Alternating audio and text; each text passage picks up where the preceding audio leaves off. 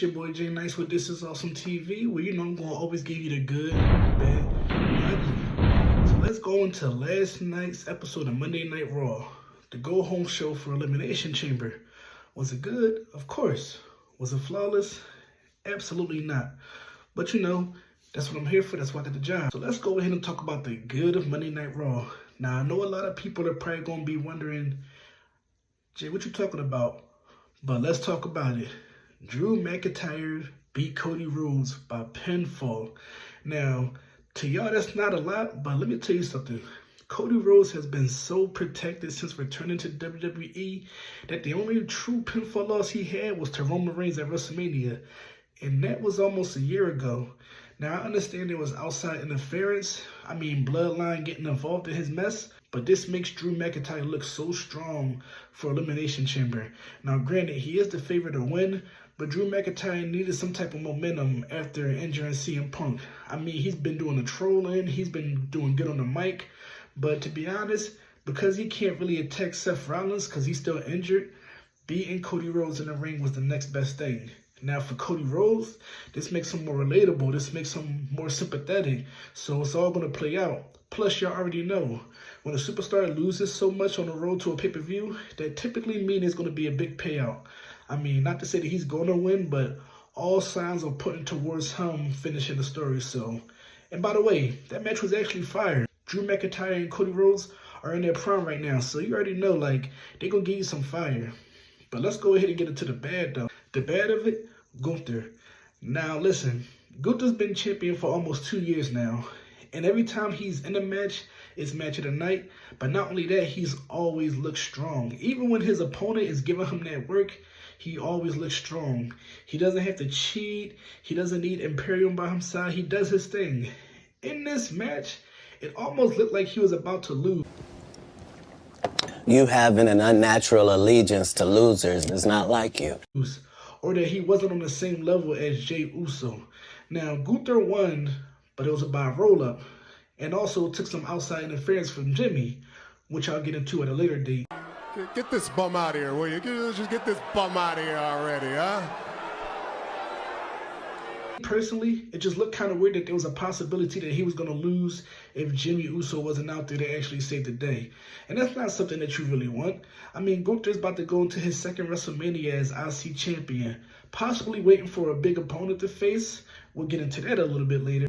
Gunther won by roll-up, needing outside interference. Just didn't really click with me. Now, I understand that, this was the strengthen Jey and Jimmy Uso storyline, but I felt like Gunther was second fiddle to all of this. I feel like this could have just never happened, or the match could have been presented more dominantly for Gunther. But hey, it is what it is. That's just something that I noticed, and I really wasn't feeling as far as that match. But, like I said, Gunther going to always give you fire. Jey Uso going to always show up when he has to. You can't go wrong with that. But let's go ahead and get into the ugly. Ugly is the women's division.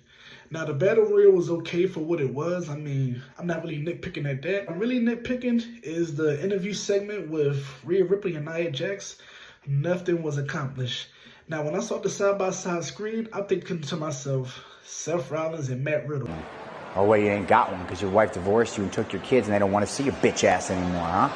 What did you just say? Yeah, you heard me. Where are you? You heard me, bitch. Where are you? I'm here. Come find me. Dude, you don't get, I'm not going to beat. That was probably one of the best side-by-side screen interviews in a long time. But this was just Rhea Ripley trying to tap into that baby face and Nia Jax just saying, Mommy's not going to be on top. So it really didn't cover nothing and was really unnecessary, especially for a go-home episode. But then came the domination by Nia Jax to the Elimination Chamber participants. Now, when Becky came out, gave a good promo. When Liv came out, gave a convincing promo. Then after that, every other female came out and literally had no beef with Rhea Ripley, Nia Jax, or the championship for that much matter. And to make matters more worse, there's SmackDown women in this match that are only in this match because Bayley took their spot. Make it make sense. But then the most confusing part come. The 3-on-3 beatdown.